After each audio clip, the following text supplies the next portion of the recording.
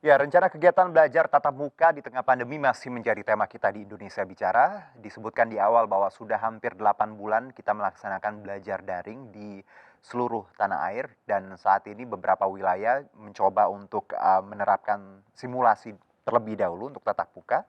Dan kita akan coba menggali perspektif kali ini, insight dari seorang epidemiolog dari Griffith University, ada Mas Feby Dwi Rahmadi yang sudah tersambung secara online bersama saya.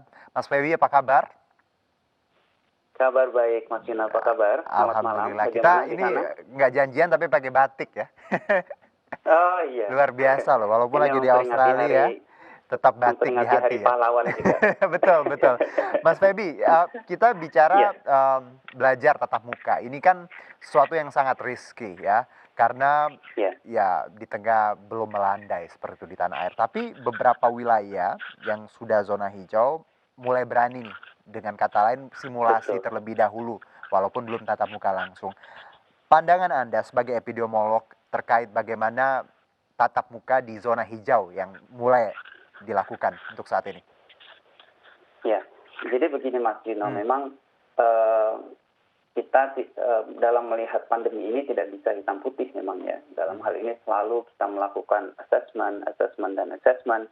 Dan kita juga perlu melihat sebenarnya sejauh mana efektivitas daring itu mhm, berlangsung. mhm. Dan kita juga perlu mengevaluasi apakah ada kemungkinan kaitannya dengan mental health, ya Ya, kaitannya dengan siswa betul. yang dia merasa terkekang di rumah dan seterusnya. Jadi memang sebenarnya Hmm, ketika kita berbicara apa namanya yang harus tidak boleh tatap muka dan seterusnya itu harus terus dievaluasi. mhm. Nah sebenarnya saya menyambut baik ya inisiatif untuk melakukan yang namanya simulasi, misalkan berbicara tentang kesiapan dari sekolahnya, jumlah Ya, mahasiswanya dalam satu kelas mhm, itu berapa orang dan seterusnya. Lalu mungkin bisa dilakukan staging ya, artinya mungkin kelas-kelas yang besar dulu mhm. yang masuk ke dalam sekolah ya tatap muka, sementara untuk beberapa siswa yang mungkin dianggap masih susah untuk melakukan social distancing dan seterusnya mungkin sekolah dari rumah dan seterusnya. Jadi bisa bertahap Betul. kira-kira seperti itu. Iya, Dan itu juga yang dilakukan di sini Mas Juno. iya. Yang Jadi di Aussie, sekarang saya dengar kita dari Juni di ya Aussie sudah dari Juni sudah, ya tatap dari muka Juni sudah. langsung. Jadi Oke. jadi kita Queensland khususnya ya, karena di setiap state itu ada detail yang mungkin Mhm, agak sedikit berbeda. mhm. Tapi di Queensland di mana kami berdomisili, itu kita ada 6 tahapan sampai pada akhirnya kita benar-benar menuju era new normal. Oh, Nah, oke. kita sekarang masih dalam tahapan kelima. Hmm, Ya, tahapan kelima. Jadi mulai tahapan satu itu adalah yang paling ketat. Ya, tahapan satu, dua, tiga. Ketiga ini adalah sekitar bulan Juni awal atau Mei akhir. Itu sudah mulai tatap muka mhm. siswa semuanya. Baik. Tapi ini hanya siswa, artinya sampai SMA ya. Tapi Hmm, kalau kayak mahasiswa dan TAFE ya atau TAFE itu kayak mhm, diploma itu semuanya masih online sampai akhir tahun. hmm. Jadi di dunia pendidikan pun tidak langsung semuanya tatap muka, karena kan mereka kalau untuk mahasiswa kan masih lebih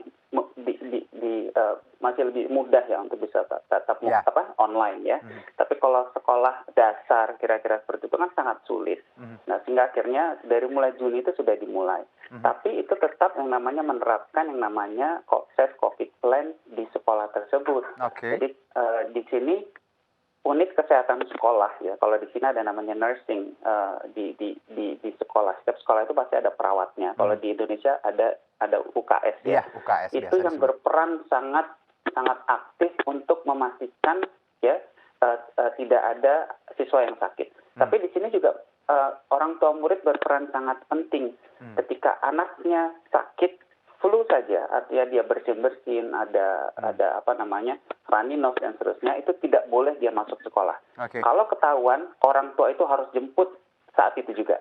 Nah, di sini yang mungkin komitmen di Indonesia, apakah Hmm, bisa seperti itu? Misalkan ya. anaknya tiba-tiba sakit ya di sekolah, itu harus dijemput pada saat itu juga, Mhm, ya. Dan perawat itu sangat berperan ya untuk artinya UKS di sini memiliki peran yang sangat penting untuk mhm. memastikan tidak ada yang Oke, namanya transmisi di sekolah. oke. Jadi, Demikian Mas Juno. jadi dengan kata lain bahwa kalau kita lihat contoh evaluasi dari Ya, Aussie tadi, detail sekali ya, tidak semata-mata kalau cuma zero case atau zona hijau, tapi ada tadi nursing-nya, ada UKS-nya kalau di Indonesia, dan ada ya, komitmen dari wali dan juga pihak sekolah kalau ada yang sakit harus langsung dijemput seperti itu ya, Mas Febi? betul. Ditambah lagi Oke. gini Mas Juno. Hmm. Jadi anak kami kan kebetulan masih prep ya atau TK besar dan dia sudah masuk tatap muka. Itu orang tua ketika mengantar tidak boleh turun dari mobil. Jadi Oke. siswa itu, murid itu di display di loading bay itu selama 30 menit. Jadi orang tua murid itu atau orang tua siswa itu harus menjemput di waktu yang memang sudah ditetapkan. Sehingga guru akan mengantar anak itu ke mobil, mereka masuk. Sehingga tidak boleh ada yang namanya interaksi antara orang tua murid. Karena kalau ada interaksi kan berarti nanti di situ ada lagi yang namanya kemungkinan transmisi. Baik. Jadi segala macam hal yang mungkin bisa ada transmisi itu dikurangi, dan hal-hal seperti itu yang mungkin kalau bisa diterapkan di Indonesia itu sangat bagus banget gitu. Jadi intinya tadi bahwa detail dan ada komitmen ya kedua belah pihak terkait tadi bagaimana menjemput, mengantar segala macam dan protokol kesehatan. Nah, Mas, dari evaluasi di Queensland sendiri dari Juni sudah tatap muka seperti itu. Apakah saat ini bisa dikatakan berhasil setelah di bulan November ini? Ada evaluasi seperti apa yang Anda bisa bagi? Iya, alhamdulillah berhasil Mas. Kita sama sekali di Queensland ini tidak ada yang namanya community transmisi di komunitas. Jadi semua transmisi yang terjadi di sini adalah yang diimport dari state lain. Dan kalaupun ternyata ada kasus yang diimport lalu ternyata dia menularkan ke orang yang lain, itu kontak tracing-nya sangat luar biasa sehingga ditemukan langsung semuanya kasus-kasus tersebut. Dan ini sebenarnya berkat dari bagaimana komitmen pemerintah untuk melakukan kontak tracing dan juga testing capacity. Di Australia, Mas Juno, itu penduduknya sekitar 24 juta dan di sini sudah dilakukan tes sebanyak 9 juta 200-an tes. Jadi Anda bisa bayangkan dan yang namanya perawat itu kan kalau ngurusin siswa yang sakit dia flu juga kan, dia harus tes lagi. Gitu. Ketika nanti minggu depan dia ternyata flu lagi, itu dia harus testing lagi. Dan di sini sebenarnya, dan itu gratis semuanya diberikan fasilitas oleh pemerintah. Dan ini sebenarnya membuktikan keberhasilan itu untuk mencapai yang namanya zero case itu tidak hanya bisa dicapai ketika komitmen itu hanya dari pemerintah saja. Komitmen dari masyarakat itu penting banget. Yang namanya the whole of government approach sama the whole of society approach. Jadi kita bicara tidak hanya pemerintah tapi public discipline ini it's really matter gitu ya. Kalau kita bicara public discipline itu sangat penting. Jadi saya juga ingin mengajak ya, dan ini kebetulan dengan MNC ini mengajak masyarakat itu kita tidak perlu banyak komplain. Kita lakukan apa yang bisa kita lakukan. Pemerintah sudah banyak melakukan sesuatu, tapi kita tetap juga harus kritis ya. Kita mengkritisi pemerintah karena itu sangat penting. Dan di era new normal ini bukan berarti virus itu tidak ada ya. Virus itu tetap ada, makanya disitulah sebenarnya peran kita untuk bagaimana agar risiko bisa diminimalisir. Bahwa kita tuh punya tanggung jawab gitu untuk diri sendiri dan orang-orang terdekat. Jadi jangan egois, itu sih yang harus message-nya ke orang. Misalkan pakai masker. Betul. Ketika pakai masker, kalau ada petugas baru pakai masker. Saya juga seperti itu, pastikan. Di sini Mas, kalau bicara di Jakarta, masih ada aja yang ngeyel ya. Saya olahraga di tempat olahraga gitu, ada beberapa yang lepas masker. Saya cuma liatin terus saya bilang ke resepsionnya, tolong ditegur, saya nggak mau negur.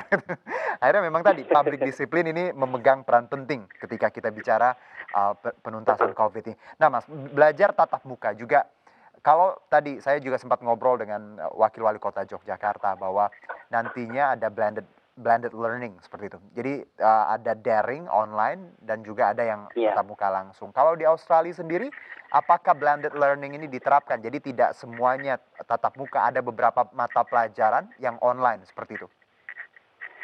Untuk siswa sekolah itu semuanya langsung face to face.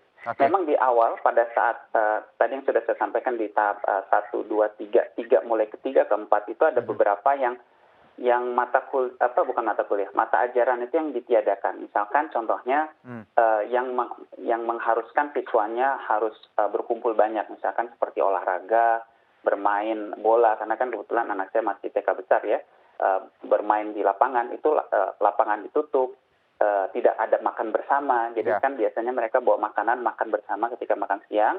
Nah, ketika tahap ketiga kemarin itu di bulan Juni Juli itu tidak ada, ditiadakan. Artinya mahasiswa itu makan sendiri-sendiri. Mhm. Nah, kalau sekarang itu sudah mulai dibuka, ya tapi tidak ada yang daring. Jadi blended learning dalam hal ini adalah Oke. konteksnya adalah ada beberapa aktivitas yang ditiadakan karena berpotensi untuk terjadinya penularan. Nah, tapi kalau dalam konteks perkuliahan memang ada, Mas Juno. Jadi memang kita melakukan blended learning. Oke. Ada yang memang harus tatap muka, misalkan sebulan sekali bertemu untuk konsultasi, tetapi yang Oke. lainnya adalah Baik. online. Oke, kalau pertanyaannya begini, Mas Febi, Iya. terburu-buru nggak sih pemerintah Indonesia untuk melakukan belajar tatap muka? Karena kita tahu kasus di tanah air ya Iya. ya sudahlah seperti itu adanya. Aha. Ya, ya. Sebenarnya terburu-buru atau tidak itu tergantung dari kesiapan dari Oke. bagaimana kemampuan kita kalau misalkan pasti nanti akan terjadi lonjakan ya. Kita mau tidak mau nanti mungkin ada terjadi lonjakan kasus di mana di situ dipastikan ketika terjadi lonjakan pelayanan kesehatan itu harus siap tanggap untuk bisa mengcover terjadinya lonjakan kasus ini.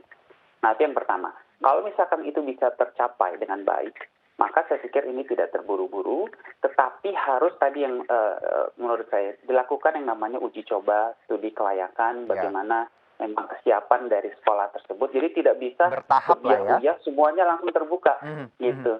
Jadi memang harus bertahap. Tahapan itu sangat penting sekali sehingga masyarakat terbiasa. Satu. Yang kedua adalah kita lihat apa yang kurang. Ya kan? Jadi sehingga tidak langsung dibuka semuanya, langsung terjadi lonjakan kasus yang sangat luar biasa. Tenaga kesehatan tidak bisa menangani sehingga akhirnya ada orang yang fatal. Nah, itu yang kita tidak inginkan. Sehingga akhirnya pentahapan itu harus baik dan ini dikomunikasikan dengan baik kepada masyarakat.